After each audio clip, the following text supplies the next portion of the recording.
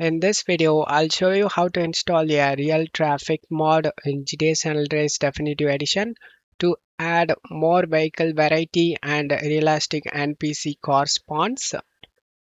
Check my video description for this mod link. Right click on the zip and select WinRAR and select open with WinRAR. Close stuff here, right click on the game and select open file location. Go back to the game folder, open the game phase, content, packs, create a mods folder, right click new and select folder. Check my video description for this text. Just copy and paste the text in the folder.